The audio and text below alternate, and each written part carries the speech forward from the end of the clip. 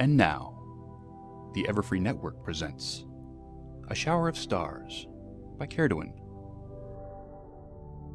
Read for you by DustyKatt. With Meredith Sims, Allie Loopster, Rev, Hannah May, Jen McGregor, and Tay. Music by Caerdwyn. Produced by RobBob. And edited by One Trick.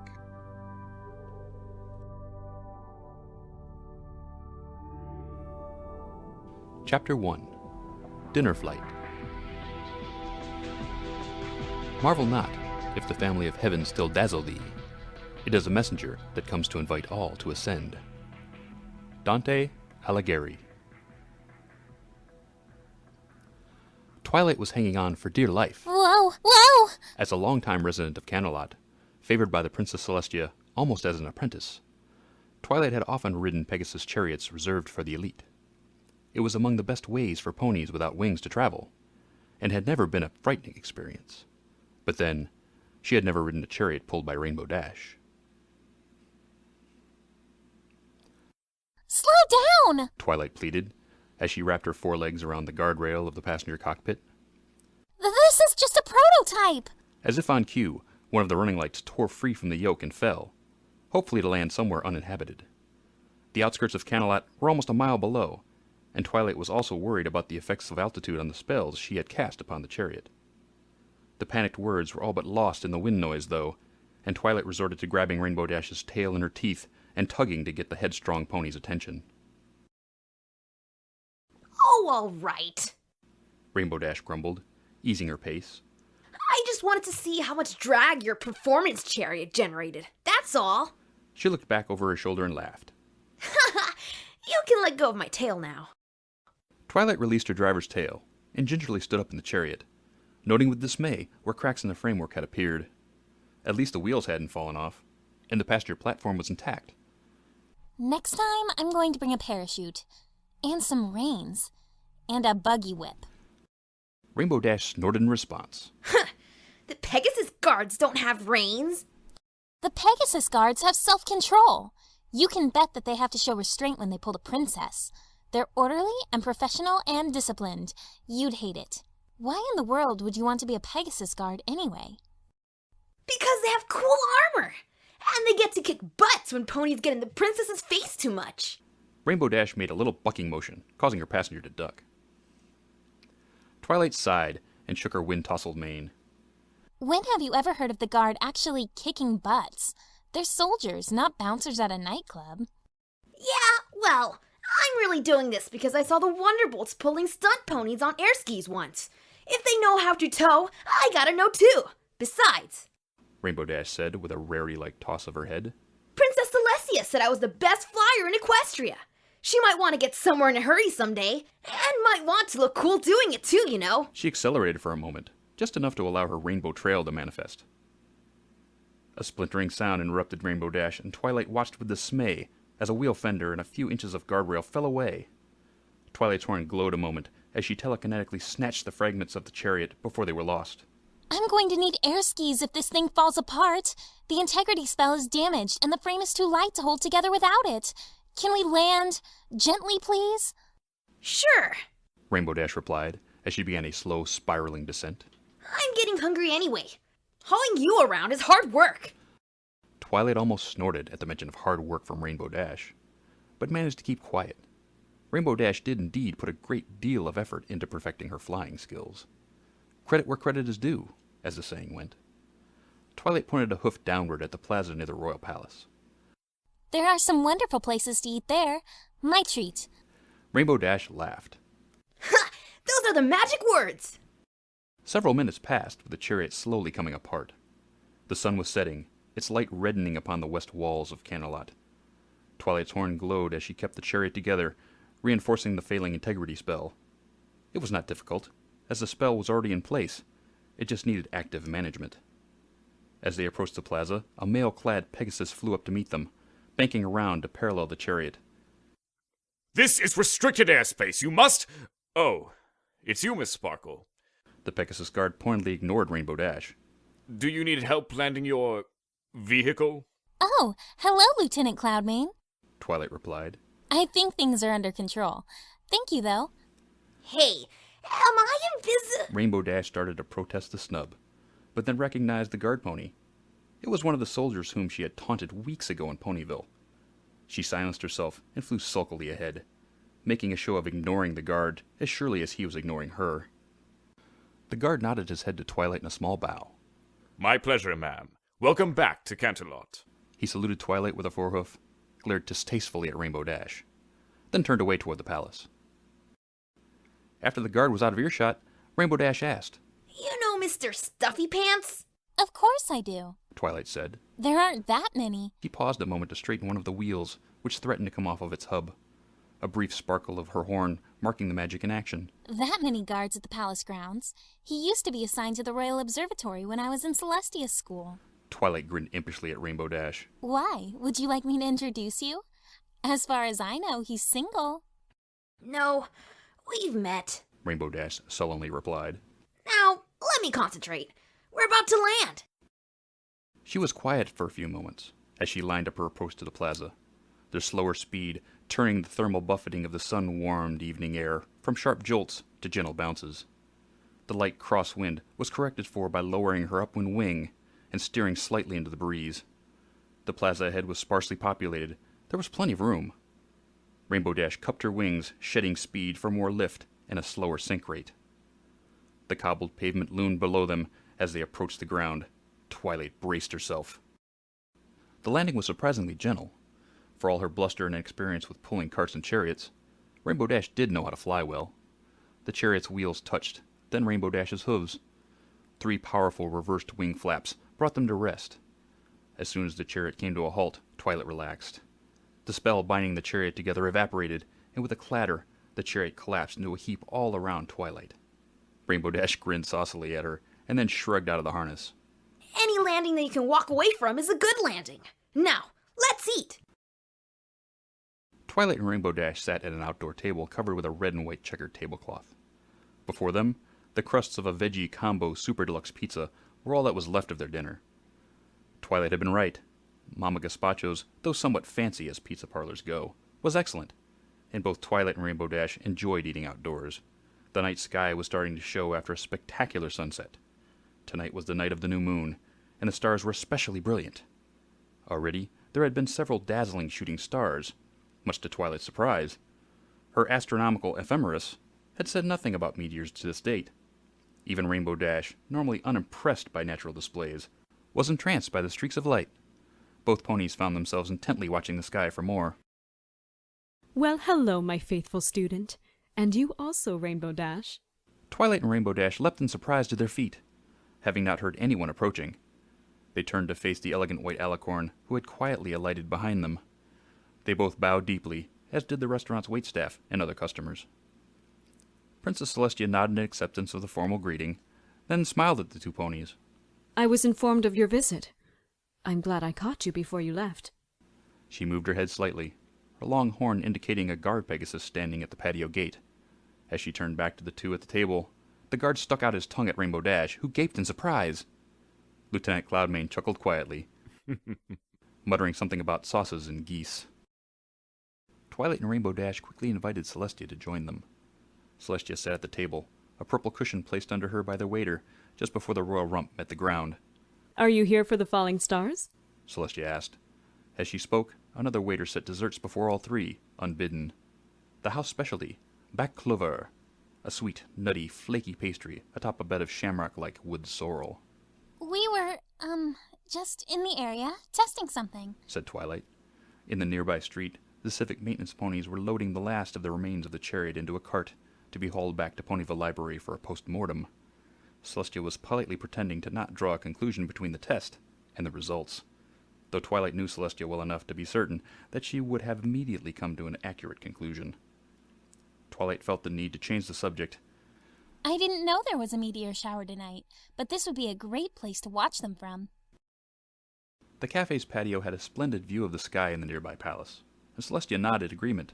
Luna's particularly excited about the shower. She informed me that there would likely be a starfall tonight, then excused herself to the observatory earlier this afternoon. I believe she's been there ever since. Celestia lowered her head as she magicked the dessert up and began nibbling at it.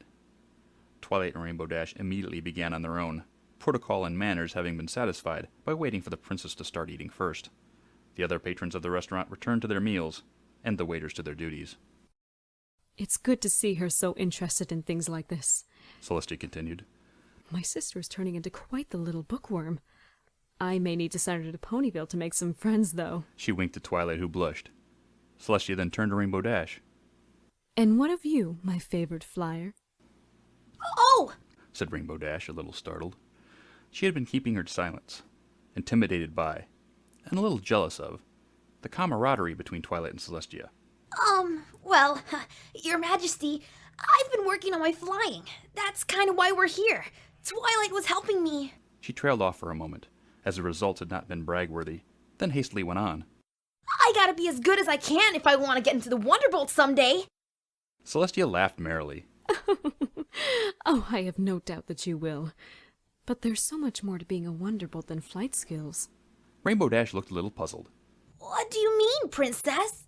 She suddenly stopped and stared.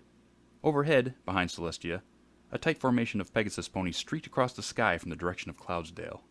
Marker lights attached to ankle bands on their hooves, showing the group clearly. It was the Alpha team of the Wonderbolts, and they were in a hurry, heading toward the Royal Palace. Celestia, curious as to what had Rainbow Dash's attention, turned and watched the flight squad as they landed on a balcony on the upper reaches of a tower into which Twilight had never been allowed. What a strange coincidence, she said mildly, but there was a slight frown of worry on Celestia's face, a frown which intensified as another Pegasus guard flew down from the palace to the restaurant patio. The guard's bow was hasty, and without waiting for the princess to prompt him, he immediately leaned forward to whisper into the princess's ear. Twilight and Rainbow Dash looked quizzically at each other. There was an uncomfortably long, hushed exchange between the princess and the guard. Celestia then stood and turned to face the palace. She looked back over her shoulder, her manner having suddenly become aloof and formal. I am afraid I am needed elsewhere. A chill went down Twilight's spine. She had seen the princess like this before, and it always had preceded something serious. Celestia continued as she spread her wings. Until I see you again, I hope you are... Celestia stopped, paused a long moment as she considered Twilight and Rainbow Dash, then said, Actually, would you both join me, after you have finished your desserts? I may need your help. Twilight and Rainbow Dash both took a moment to absorb that. Almost in unison, they answered, Yes, Princess! Celestia dipped her horn. Thank you. I will send someone to fetch you. Twilight and Rainbow Dash bowed as Celestia took flight along with her escorts. Almost as if on cue, a meteor overhead left a glowing trail, then flared as it silently burst into nothingness. Rainbow Dash pranced a moment in excitement at having been personally asked to help the princess over a mysterious matter. She needs us! She needs us! That excitement quickly turned to nervousness as she saw the concern on Twilight's face and the implications sank in. Wait a minute! Why would she need us? Rainbow Dash's usual self-assured attitude was suddenly gone, as visions of dragons filled her mind. Twilight shook her head, I don't know. but her eyes followed Celestia into the distance. The princess was heading not to the palace, but to the observatory.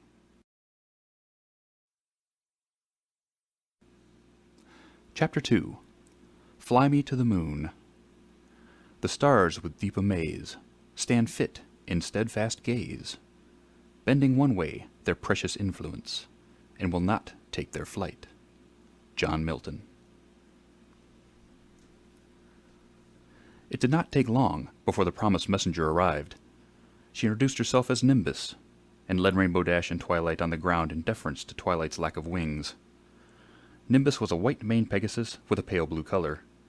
On her haunch was a stylized fireworks rocket, and she was a few years older than the ponies she had been sent to guide. As Twilight had suspected, their destination was the dome of the observatory. The shutters were wide open, and the inside was darkened. The building was silhouetted against the starry sky, dramatically framed by the flaring trails of meteors. Twilight tried to ask the messenger what she knew about the princess's summons, but Nimbus would only reply, I'm not at liberty to say. Nimbus had an air of detached formality about her, a mannerism which Twilight found somewhat impersonal. Her manners and eloquence were, however, unquestionable. Nimbus had her own questions, though, primarily for Rainbow Dash. Apparently, Nimbus had heard more about Rainbow Dash than about Twilight, and Rainbow Dash was certainly in a more talkative mood. Twilight was content to listen quietly to the others' conversation. I saw your performance at the Young Flyer competition. Nimbus was saying. Spectacular, if I may say so. Thanks! Said Rainbow Dash, a little strut coming to her steps. I was nervous at first. Well, just a little nervous anyway. Both Twilight and Nimbus laughed, though perhaps for different reasons. A little, yes. Nimbus replied. It takes some getting used to being stared at like that by that many ponies. Funny how it doesn't matter who's watching when things turn serious, though, wouldn't you say? Yeah! Laughed Rainbow Dash. Let me guess. You entered the Young Flyers competition too? Nimbus shook her head. I was too afraid to fly competitively back then. You're a leg up on me in that regard. I got started late. Rainbow Dash was going to ask what that meant, but at that moment, they arrived at the gates of the observatory grounds. There were 2 of the palace guards, unicorn guards, Twilight and Rainbow Dash noticed, at the gates. Twilight looked puzzled, as the observatory was not normally considered sensitive, even when there was a princess using the instruments. The guards saluted, and one said, "They are waiting you inside, Lieutenant Firestreak." Fire! Rainbow Dash froze in mid-step, her wings splaying. Nimbus Firestreak? Oh my gosh, oh my gosh, oh my gosh, oh my clerk! Twilight stuffed a hoof into Rainbow Dash's mouth. Nimbus turned around, a silent question on her face. Twilight giggled and asked, I'm going to guess you're a member of the Wonderbolts. Nimbus nodded and grinned. Their most junior member, actually. Beta team alternate. And occasional errand pony when I'm out of uniform. Twilight cautiously withdrew her hoof, ready to put it back if needed. Rainbow Dash was, fortunately, in the speechless phase of her hero shock. Nimbus took advantage of the moment. I need to go. Nimbus said. The princesses await you, and my uniform awaits me. Perhaps I'll see you later tonight? She said to Rainbow Dash. A little squee was the only answer. Nimbus laughed, waved a hoof in farewell to Twilight, then leapt into the air and headed toward the tower which the other Wonderbolts had flown earlier. Twilight had to practically drag Rainbow Dash into the observatory by her tail. Come on, Rainbow! Move it! Twilight glanced around as she entered the observation dome. Things had changed since last she was here. The myriad of smaller instruments, some of which she had duplicates of back in Ponyville Library, had been replaced by a single powerful telescope with a brass gear-festooned tracking mechanism. The oaken floor was as lovingly polished as ever, though, and the elegant, high-precision clock was the same as she remembered. A table with books and scrolls was next to the clock, along with an assortment of writing and calculating instruments. Dim marker lights provided enough illumination for visitors to get about without tripping, and a single shaded lamp on the desk created a small pool of light. 2 more palace guards, unicorns like the ones outside, waited quietly and alertly next to the curved dome wall. The 2 princesses stood on one side, speaking quietly. It was obvious that Luna was upset. Her head was down and her wings extended low. She seemed like she wanted to hide somewhere. Celestia looked up at Twilight and Rainbow Dash, then beckoned them over. Your Majesties, Twilight said, as she and Rainbow Dash made small curtsies. what can we help you with? Thank you for coming. Celestia looked over at Luna. We need to have something verified. Sister, would you show our friends what you showed me? Luna took a deep breath, then stepped over to the telescope. She looked up at the slice of sky the open domed shutter exposed. Another pair of glowing plasma trails appeared, then faded. Luna's horn shone dimly for a moment, and the telescope slewed toward what appeared to be the center of the falling stars. She glanced at the telescope's coordinate rings, looked into the eyepiece for a moment, then stepped back. Please, look. Twilight peered into the eyepiece, then gasped. I've never seen anything like it! That's beautiful! What are they? Before Luna could answer, Rainbow Dash bumped Twilight aside. Let me see! Rainbow Dash looked through the telescope, then drew in a deep breath. There were many, many more stars that she could not have seen with a naked eye. They sparkled like a handful of diamonds cast into the night. As her vision adjusted to the dark, she could see washes of faint purple and pink, wispy clouds that she instinctively knew no Pegasus would ever touch. The sight was soul-stirring, but it was not the stars or the star clouds which held attention. Within the field of view were 3 intense motes of light, each surrounded by a glittering cluster of dim red sparks like tightly packed swarms of fireflies. Wow! She said. That's awesome! Those aren't comets. Twilight said, but not in the self-satisfied voice she usually used when lecturing ponies on matters of magic and science. She was more subdued than normal. Are these why you asked us here, Princess? Luna nodded. Look again. Look carefully. She was obviously trying to not suggest what to look for, not trying to lead the ponies to any particular conclusion. Twilight again approached the telescope, but Rainbow Dash stubbornly would not move away from the eyepiece. Hey! I can see them moving! Rainbow Dash exclaimed.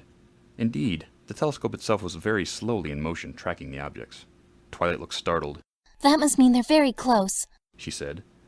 Luna and Celestia glanced at each other, then back to Twilight. There was a sudden sinking feeling in the pit of Twilight's stomach. She asked Luna, Princess, do you have tracking data from earlier? Luna's horn glowed, and a notebook with neatly recorded coordinates levitated up and hovered before Twilight. Twilight looked at the telescope's coordinate rings to see precisely where it was currently aimed, then at the nearby clock, then back at the numbers within the book. She began calculating, her own horn aglow as a pencil scrawled equations in the margins of the notebook, accompanied by a slide rule that rapidly generated numbers in response to Twilight's manipulation. Twilight was muttering, The radial delta, now take the cosine, an eccentricity greater than 1? That's hyperbolic! Okay, that means solve for intersections. The others watched pensively. Even Rainbow Dash knew that something serious was happening, though she had no idea what. She felt irritable, largely because she knew that this was all way over her head, both literally and intellectually. She did not have long to wait for an explanation, though. Twilight suddenly let out a gasp, putting a hoof over her mouth. What? Rainbow Dash demanded. Just before the dawn? Asked Luna, Yes, Princess. About 2 hours before sunrise. said Twilight in a hushed voice. Rainbow Dash nudged Twilight. What is it? Celestia closed her eyes, a ripple of sparks flowing down her ghostly mane. So you were right, Luna. Forgive me for not acting earlier. I had to be sure. What? Rainbow Dash cried out, her frustration overwhelming her restraint in the presence of royalty. Twilight turned her eyes, filled with dread upon her friend. The meteors? Whatever they are. They're going to hit Equestria. Tonight. Luna, her head again lowered, added in a barely audible voice. And it's my fault.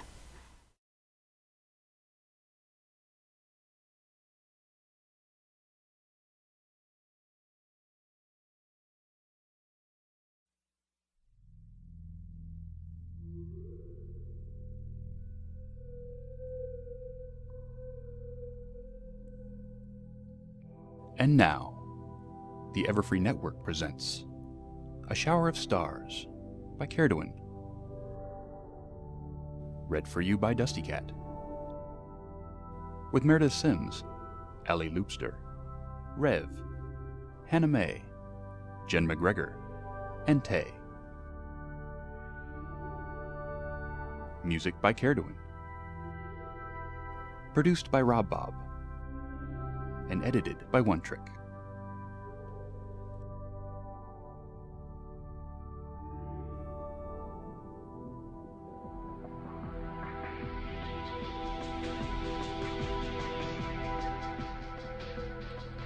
Chapter 3. Satori. Beyond the path of the outmost sun, through utter darkness hurled, further than ever comet flared or vagrant star dust swirled, lived such as fought and sailed and ruled and loved and made our world. Rudyard Kipling. The room at the top of the off-limits tower was unlike any that Twilight or Rainbow Dash had ever seen. A large circular floor inlaid with several types of luxurious wood, in the same stylized sunburst that Celestia bore on her haunch, dominated the room. It was sunken into a recess, and a circular table surrounded it completely with the exception of 2 walkways. On the wall beyond the tables, high-quality maps framed as if they were art hung on the walls. The somewhat harsh lighting came from an array of overhead spotlights, with the brightest illuminating the central floor. This place, which Celestia described as the incident room, had a deadly serious feeling to it. Twilight would have liked to study the maps, particularly the ones with lands neighboring Equestria, but there was no time for that. She and Rainbow Dash were escorted by unicorn guards to places at the surrounding table. There were others in attendance. The Wonderbolt's leader, whom everyone simply called Captain, also stood at the table, as did the commander of the Royal Guard, the chief archivist, the headmaster of Celestia's School for Gifted Unicorns, and several ponies that Twilight knew only by sight. some of whom stood at the tables, some of whom were standing by the walls with rank-and-file Wonderbolts and mid-level guard officers. Nimbus, now in her Wonderbolt flight suit, waited behind Twilight and Rainbow Dash, her presence somehow comforting them. Celestia and Luna stood upon the central floor, speaking very quietly to each other. As the last of the attendings entered and the doors were closed, Celestia rapped a golden-shod hoof on the floor. Conversation ceased immediately. Friends, thank you for your attendance on such short notice, She began. All bowed their heads. There is little time to waste, so I will keep the formalities to a minimum. Though not all of you have met each other, it is enough to know that you are all defenders of the land of Equestria, and have in the past put yourself at risk for its good. Tonight, I must ask you to do so again. There was an intensity and aura of command about Celestia, which neither Twilight nor Rainbow Dash had ever experienced. This was not the gentle, motherly ruler of Equestria. This was royalty, in its most meaningful sense. A threat approaches from the night sky, The princess continued. Some of you may have heard or guessed something of it already. The falling stars which you may have seen tonight are its harbingers. Please lend an ear to Princess Luna. She can explain better than I. Luna stepped forward. For a moment, she hung her head. Her eyes lifted and met Twilight's just for a moment. Luna took a deep breath, then stood straight. When she spoke, her voice had an older, otherworldly timbre. Even the very words she chose belied her young appearance. Do you remember the ancient tales? The star shall aid her escape. The thing that I was, Nightmare Moon, did escape. None are gladder than I am that she was defeated. Yet her schemes, my schemes, I am ashamed to say, did not disappear with her. She set some of the stars themselves against Equestria. If she could not rule, she would at least have vengeance. There was a chill silence. Some of the attendees looked upon Luna with pity, some with fear, and some with open loathing. Celestia again tapped a hoof, an expression of stern disapproval on her face as she wordlessly reminded all that this was her sister, the Princess Luna, not the creature Nightmare Moon. Luna glanced at Celestia, who nodded. Show them, Celestia said. Luna closed her eyes and spread her wings. The light seemed to recede, and the wisps of stardust night flowed from her mane and tail, filling the room like a fog. As the gathered ponies watched nervously, a ghostly outline of Luna seemed to grow from her, becoming slimmer and taller, until it stood as tall as Celestia. There were whispers of "Nightmare!" but these were hushed as the outline became more distinct. This was not Nightmare Moon, but the regal princess of the stars, equal to the Sun Princess. What Luna might have been, had there been not 1,000 years of timeless exile and heartless rage. The dark mist around the ponies dissipated. They were all standing on nothingness, surrounded on all sides, above and below, by a sky darker than any equestrian night, and stars more brilliant than any diamond. There was no sign of the furnishings, the walls, the floor, anything of the room which they had been in. Though the ponies' hooves still felt something underfoot, several of the Pegasus ponies present reflexively flapped their wings, though doing so only set them hovering in place. In the midst, Celestia and the regal ghost Luna stood. The post-adolescent Luna whom they knew was not to be found. Luna gestured with a wing. There they are. She said in a breathy, ethereal voice. The revenge of Nightmare Moon. All turned to look where she had indicated. 3 luminous star-like objects, the same which Twilight and Rainbow Dash had seen in the telescope earlier, were moving steadily toward a blue-green disk. Along their path, both preceding and trailing the bright specks, were the lesser sparks. Some had almost reached the disk. These are the spirits of wrathful stars, given form. I had hoped they would have disappeared when Nightmare Moon was defeated, but it seems they have a life of their own now. They are not normal, natural meteors, which by the power of Celestia do not reach the land. The borders will not stop them, for they are sent by a princess of Equestria. Luna's voice took on a note of profound sadness. Yet I cannot recall or divert them, for Nightmare Moon is gone.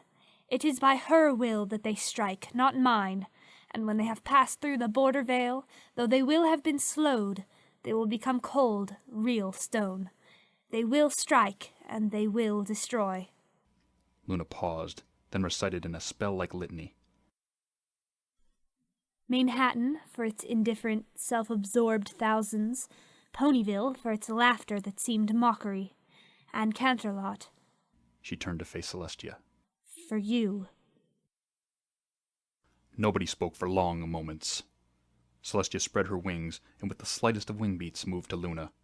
She rested her head on Luna's shoulder, Luna doing the same on Celestia's shoulder, and they touched, golden-shod to silver-shod forehooves. It was somehow reassuring that even in a council of war, the princesses were unashamed to show affection and forgiveness for each other. Luna moved her wings and separated from Celestia.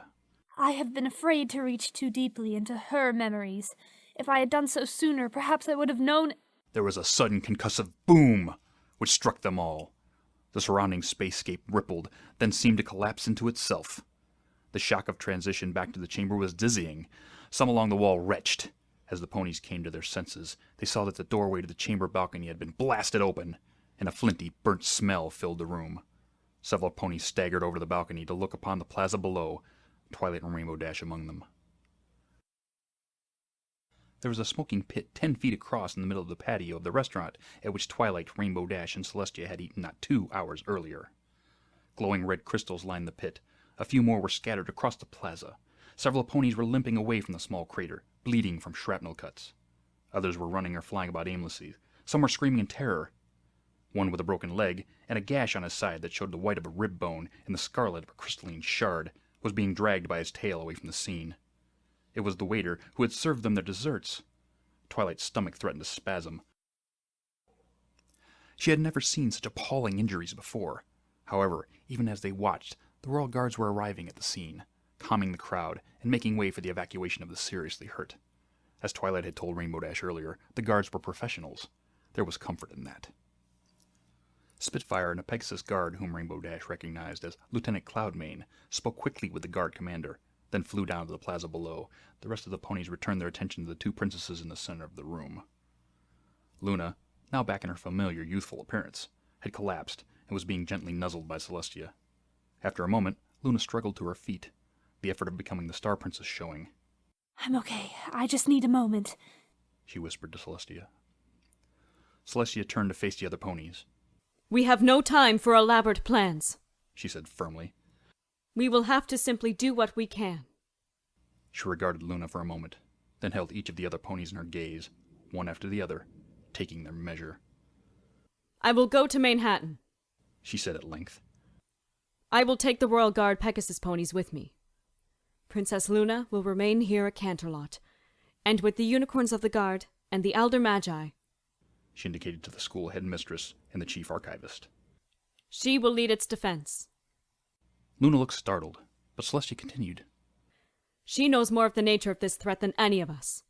If any pony can find a way to save lives, she can. The guards who remain here will be under her command. Celestia then turned to face the blue-uniformed flyers. The Wonderbolts, along with Twilight Sparkle, Rainbow Dash, and their friends, will protect Ponyville. Rainbow Dash made a fearful leap, and Twilight opened her mouth to object. Celestia smiled and raised a hoof, forestalling objections. The greatest flyers of Equestria, and the elements of harmony. Together, you are equal to the task. In unison, Celestia and Luna lowered their horns to the assembly. Every pony bowed deeply in return. There is no time to lose. Go now, with the blessings of Equestria upon you. With that, Celestia nodded to the Pegasus guards, and they stepped onto the balcony and took wing. Luna took a deep breath, then turned to the cluster of unicorns. Let's go, She said, I have a few ideas. and led them out to the spiraling stairway. The Wonderbolts gathered around Rainbow Dash and Twilight. Nimbus approached Rainbow Dash, a broad smile on her face. Looks like we get to fly together sooner than I thought. Good thing you're used to being a hero. The tension in Rainbow Dash burst all at once, and she laughed. Yeah, no pressure. Now let's go save Ponyville.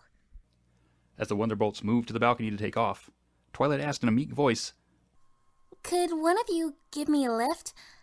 My chariot is, out of order. Chapter 4. The Star of the Show. If any star shed peace, 'tis thou. that sendest it from above. Thomas Campbell. The night was eerily quiet as the flight of ponies made its way toward Ponyville. 10 blue-suited Pegasus ponies, 1 rainbow-maned flyer, and a chariot pulled by 2 royal guards bearing a scared purple unicorn made for quite a sight.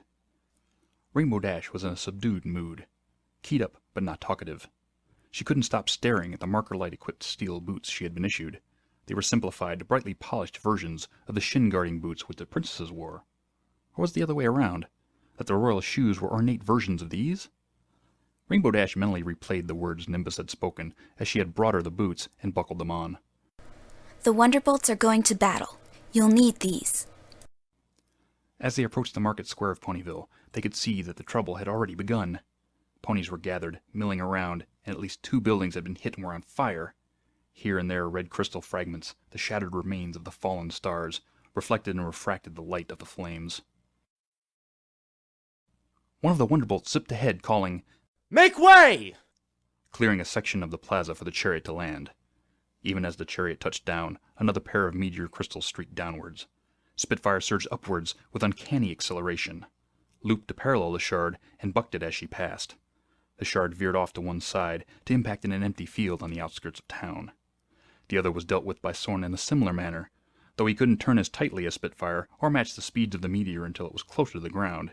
His kick was much stronger, and actually shattered the crystal. Twilight jumped out of the chariot before it had even come to a halt. The mayor of Ponyville ran up to her, accompanied by several of Ponyville's leading citizens. Twilight and Captain were soon in hurried conversation with the town elders, leaving Rainbow Dash to fidget uncertainly.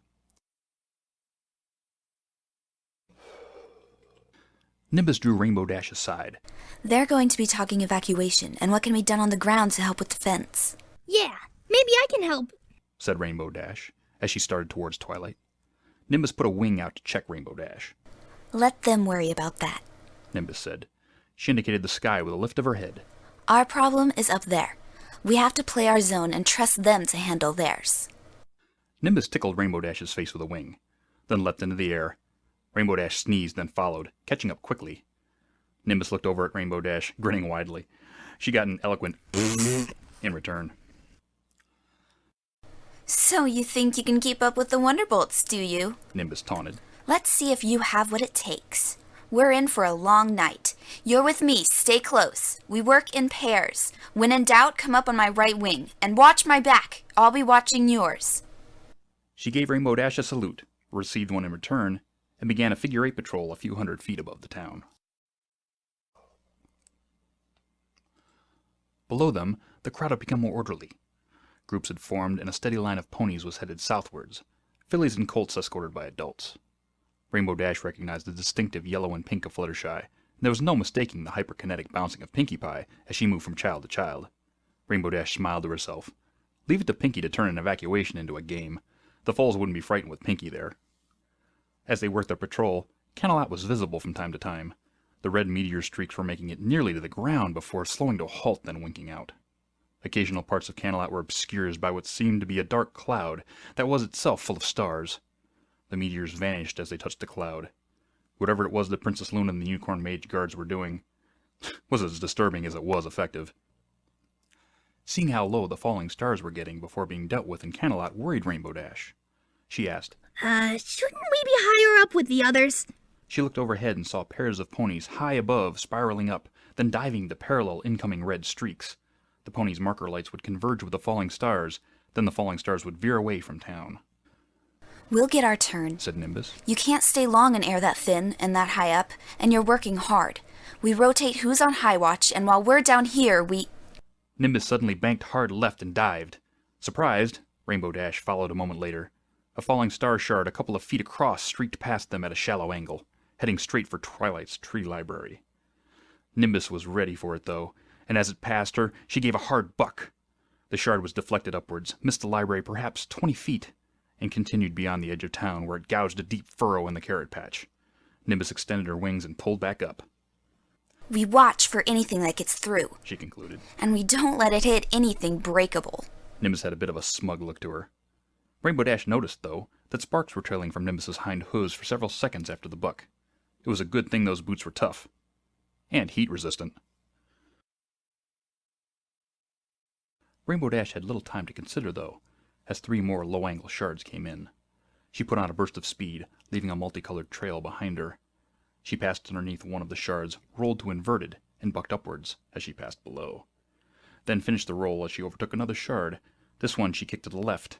Both shards missed buildings, one cratering an alley behind Sugar Cube Corner, the other barely missing the clock tower as it sailed out of sight to land steaming in the pond. Turning back, Rainbow Dash saw that Nimbus had taken care of the 3rd shard. It had needed 3 kicks to guide it past the town hall, and had crashed into a hillside just outside of town. Not bad, Nimbus called out as Rainbow Dash came alongside. That's how we do it in Ponyville! Rainbow Dash grinned at Nimbus, but the grin faded as she looked down. A 3rd building had caught fire, set alight by the already burning home next to it. The flames were threatening to get out of control. Maybe we ought to bring in the weather ponies to rain out the fires, Rainbow Dash said. I could go to Cloudsdale and... Nimbus shook her head. That would take too long, and if there were clouds, we wouldn't be able to see the incoming falling stars until it's too late. And that's assuming the weather ponies don't have problems of their own. She banked about and pointed her hoof downwards. Your friends have it covered. Down below, a large group of ponies were galloping into Ponyville, from the direction of the apple orchards to the west. Some pulling violently lurching carts and wagons filled with barrels and pails. At the head of the group was a distinctive blonde-haired orange pony. The newcomers moved to one bank of the stream running through the town and set up a line. The lead pony ran back and forth, giving directions, and within moments 2 bucket brigades were relaying water to the fires. The ponies of Sweet Apple Acres had seen their neighbors in distress, and responded in force. Rainbow Dash let out a cheer. Go Applejack! You rock! Nimbus smiled, then pulled up to hover as the 2 panning Wonderbolts flew down. One had a scorch mark on his flight suit. Both had soot on their hoof boots. "High watch, Lieutenant," panted one of them. Nimbus saluted. Yes, sir. She looked over her shoulder to see that Rainbow Dash was following, then began the long climb. Overhead, the incoming starfall was intensifying, and the brilliant central star shard was almost as bright enough to cast shadows. Pairs of Wonderbolts looped and banked, and wherever they came into contact with a glowing red streak, the streak was deflected. Not all of the shards were intercepted, and it seemed to Rainbow Dash that the shards were also becoming larger. Still they climbed, until breathing became difficult. The other Wonderbolts were below them, and as Nimbus and Rainbow Dash took their station, they could see that the defense had come down to ground level. Splashes of light from the town square showed unicorn magic of some sort at work.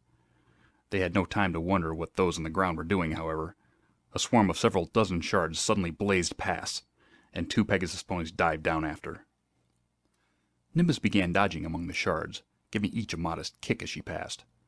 At first Rainbow Dash was puzzled as to why Nimbus was not bucking as hard as she could, but then she remembered, at this altitude, small deflections wouldn't be enough to make the shards miss the town. Nimbus was also right about conserving their energy. Just keeping aloft this high up was making them both gasp for air. This was a kind of flying which Rainbow Dash had thoroughly mastered, however. Nobody beat Dash at aerial dodgeball. Rainbow Dash began making quick, graceful arcs through the swarm, leaving her glowing spectrum trail behind her. Each arc brought her within range of several of the shards, and she rolled and banked to kick at the shards as she overtook them. Forehoof, hindhoof, left, right. All 4 steel-shod feet were in action. She looped up, then behind, then dived down for another pass, and another, twisting to strike in almost a dance-like rhythm. Nimbus, seeing the situation being handled, pulled up and began working at the swarm's trailing members.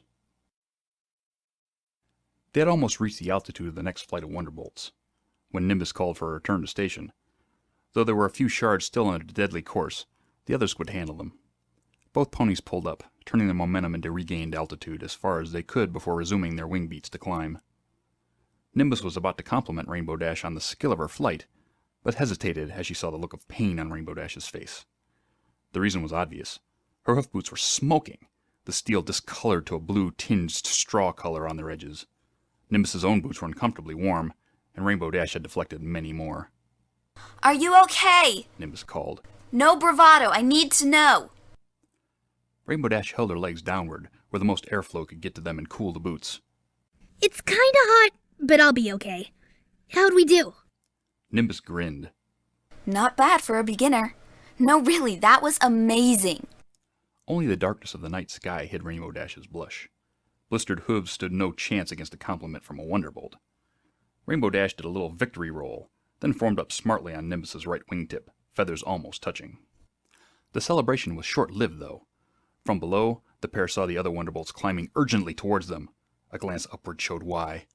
The main star shard, nearly as bright as a full moon, was almost upon them.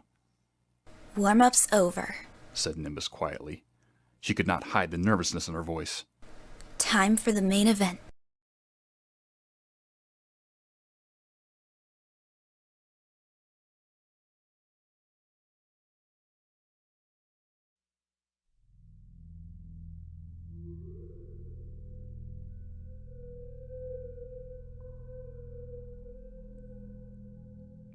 And now, the Everfree Network presents A Shower of Stars by Caerdwyn.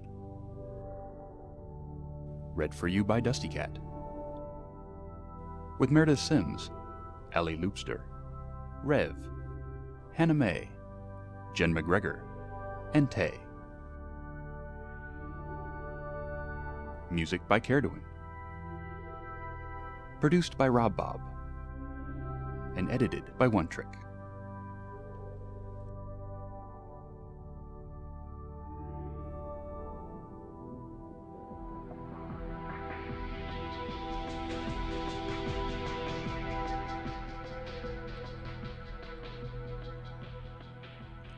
Chapter 5.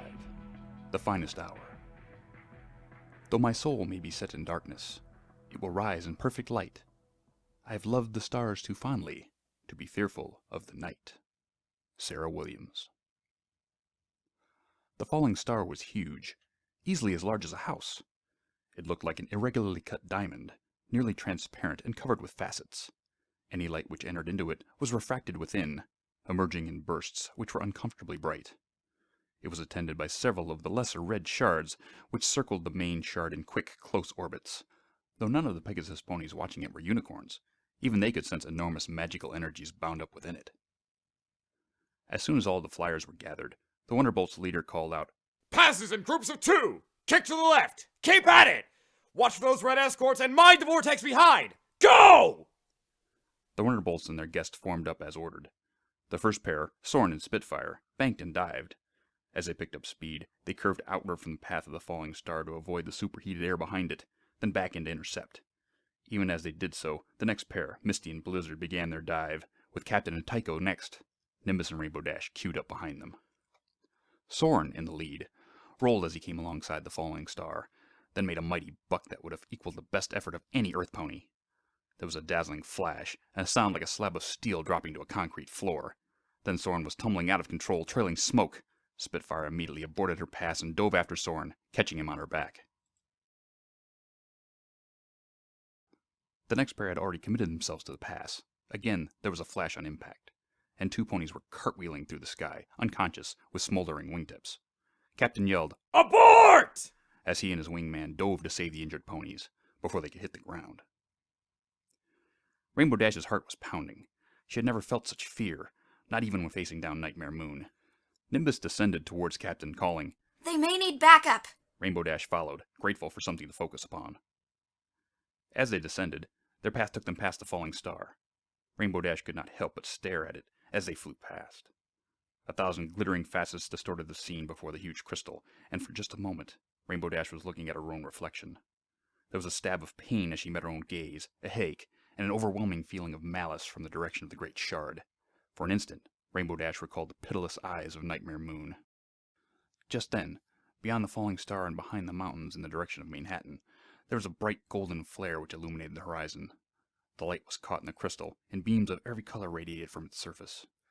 As the light over Manhattan faded, so did the prismatic rays emanating from the falling star, and it continued its inevitable arc towards Ponyville. An inspiration came to Rainbow Dash, with a sudden heady rush. She turned to Nimbus. I've got an idea, but you're gonna have to get the Wonderbolts away from the falling star! Far away! What? Began Nimbus, who was still a little dazzled from the blinding color burst. Trust me! Rainbow Dash said, then pulled up sharply and began climbing as fast as her wings would take her, back in the direction of the falling star, then above it. Nimbus shook her head, then turned and folded her wings, diving down to the other Wonderbolts to relay what Rainbow Dash had said. She thought she had an inkling of what Rainbow Dash intended, and it scared her, but there was no time to do anything else. Rainbow Dash climbed as fast as she could, panting. Hurry up! Hurry up! To herself. Glancing back, she saw that she would have to commit herself now if her plan would have a chance. Arcing up, she turned on a wing over to dive again and aimed straight at the falling star. She accelerated. Stretching her hose before her, she pushed herself to the limit. A multicolored vapor trail formed behind her. More speed, more speed. She needed more speed. Already she could feel the searing heat pouring from the wake of the falling star.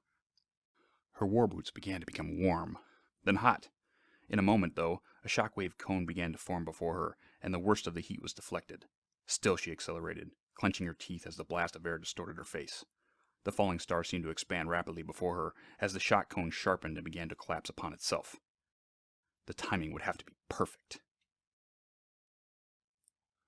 The Wonderbolts descended toward a hill on the edge of town, bearing their injured to a group of ponies gathered on the hilltop. Captain had cursed like a sailor at Rainbow Dash's impetuousness, but had no ideas of his own. The Pegasus ponies slowed as they neared the ground, then looked back. They could see Rainbow Dash's color streak as she closed on the falling star. Is that crazy filly trying to kill herself? He said. He turned to look for Nimbus, to ask her if she had any idea what was going on. But Nimbus had not followed the others down. Then he saw her. She was flying back up toward the path of the falling star. Nobody could fault a Wonderbolt for sticking to her wing pony, regardless of anything else. Captain shrugged Misty from his back onto the grass into the care of the others, then leapt into the air, surging toward the two reckless Pegasus ponies. Moments later, those of the Wonderbolts who could still fly followed. The ponies of Ponyville looked up at the brilliant star descending upon them. Many of them were exhausted, smudged with soot, or bleeding from small cuts from fragments of shards that had made it to the ground. The area near Twilight was littered with ruby-like crystals, the remnants of those she had managed to deflect or shatter with her telekinetic magic. Beside her stood Rarity, bedraggled and covered with sweat. While Twilight had been deflecting large pieces from the town, Rarity had seen to it that shrapnel from the crushed shards had not harmed Twilight. Much depended upon the purple unicorn, and Rarity would not allow her friend to be hurt. Rarity's hobby of telekinetic archery had paid off handsomely. Aside from leg-trembling exhaustion, they were both uninjured. There was no way that Twilight could stave off the approaching crystal, however, and it was too late to run. In a moment of eerie calm, the remaining ponies gathered around Twilight and Rarity. Whatever came next, they would face together. There was a sudden explosion of light in the sky.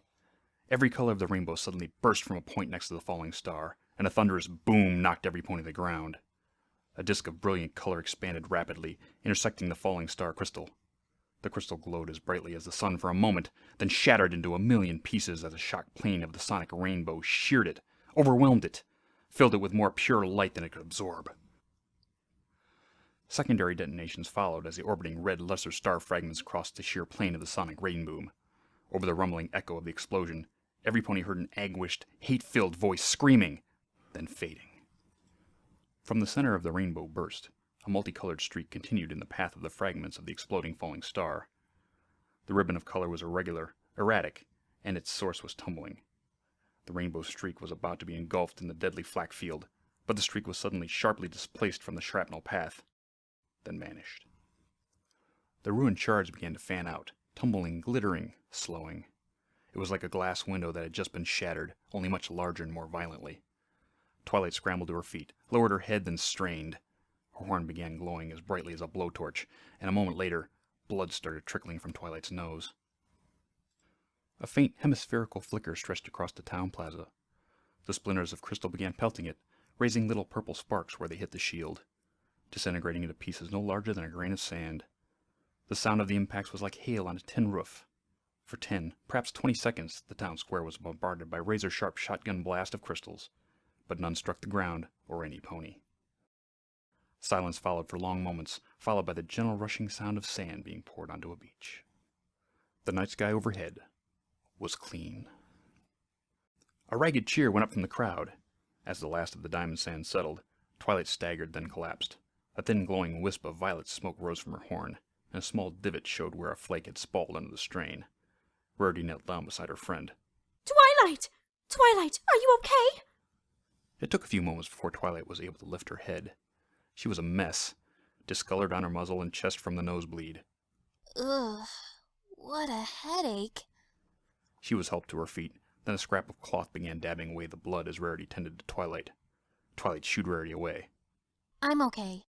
Others need the help more. At that moment, Captain descended to the town square. Draped across his back was a dazed Rainbow Dash.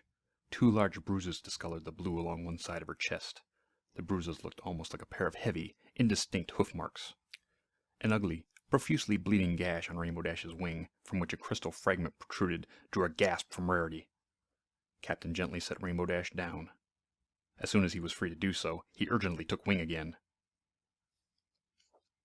A white pony with a red cross on her flank began caring for Rainbow Dash at once, withdrawing the shrapnel shard and pressing gauze against the wound to staunch the bleeding. While the nurse was doing so, Rarity carefully removed Rainbow Dash's steel hoof boots, then called for a bucket of water. When it arrived, she began washing the scorched hooves. Other injured ponies gathered nearby, and volunteers began treating them as well. The casualties were given a respectful distance by the crowd. It was several minutes before Rainbow Dash stirred. She began mumbling. What? How did I get down?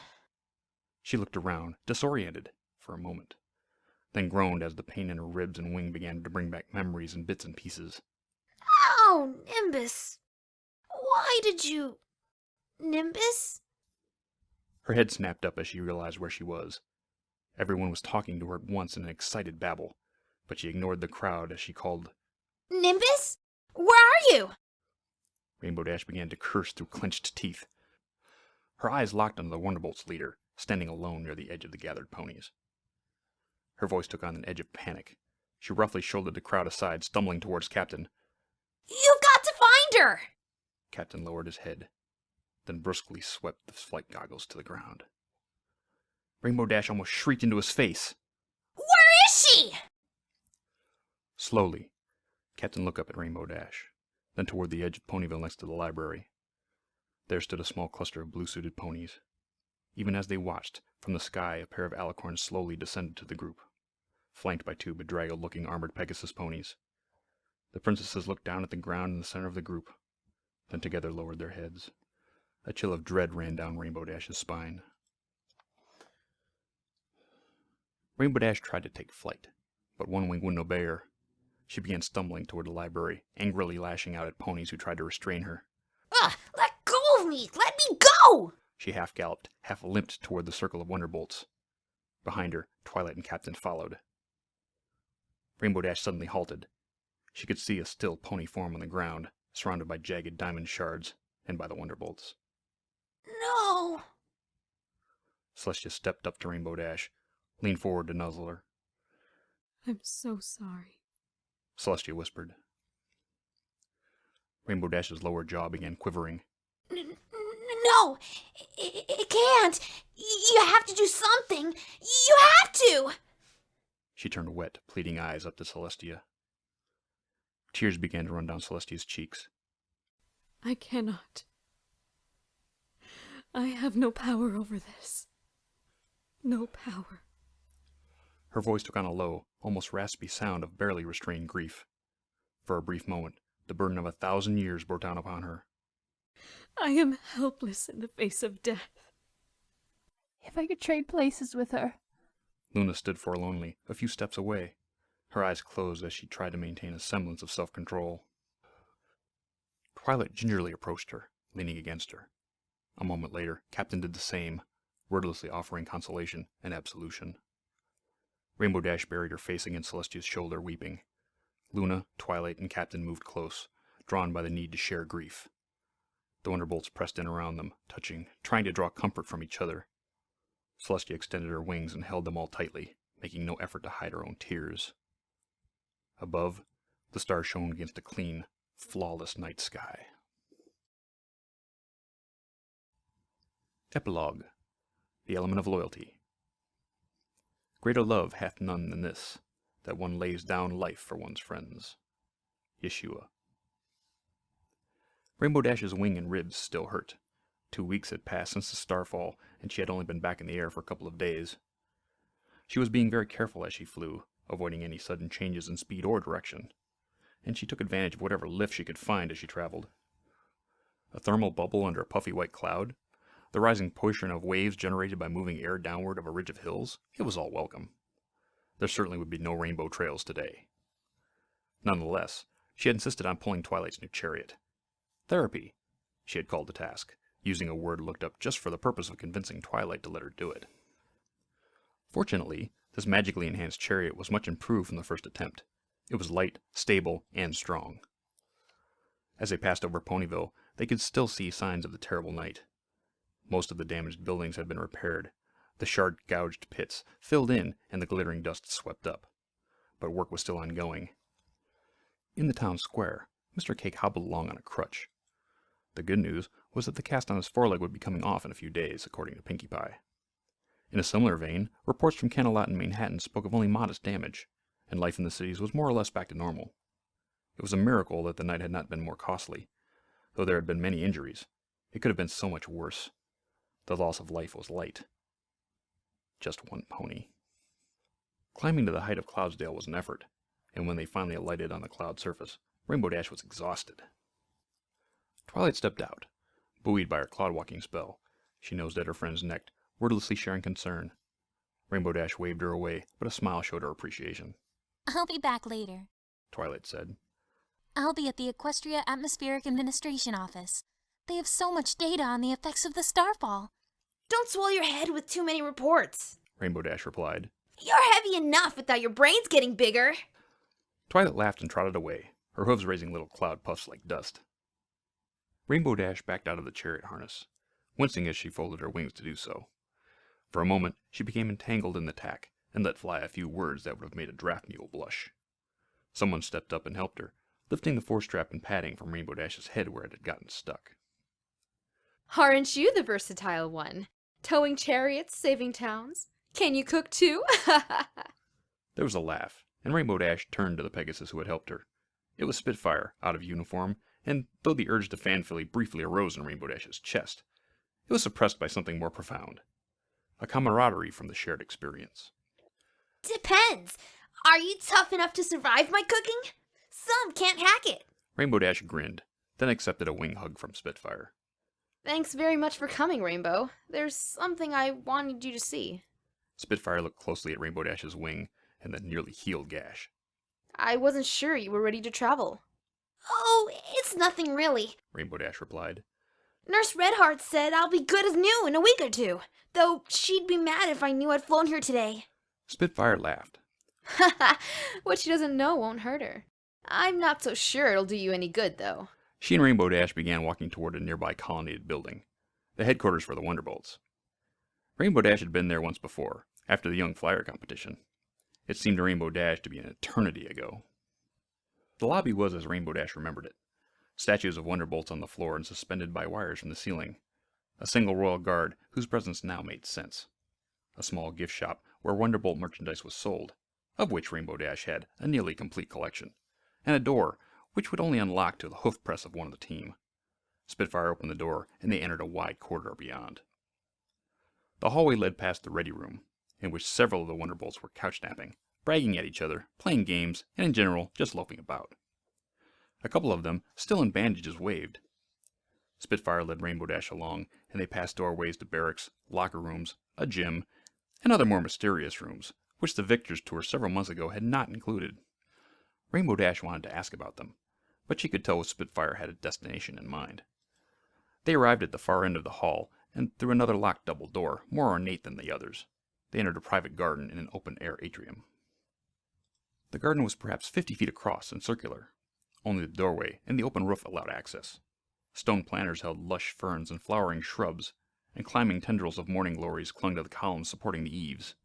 In the center of the garden was a circular dais of dark marble, inlaid with light alabaster in the royal 8-rayed sunburst. In the center of the sunburst was the Wonderbolt insignia. The portion of the wall opposite the door was half covered with granite plaques, each with a cutie mark deeply engraved, but nothing else. Some of them were obviously old, as time had somewhat weathered the engravings and discolored the stone.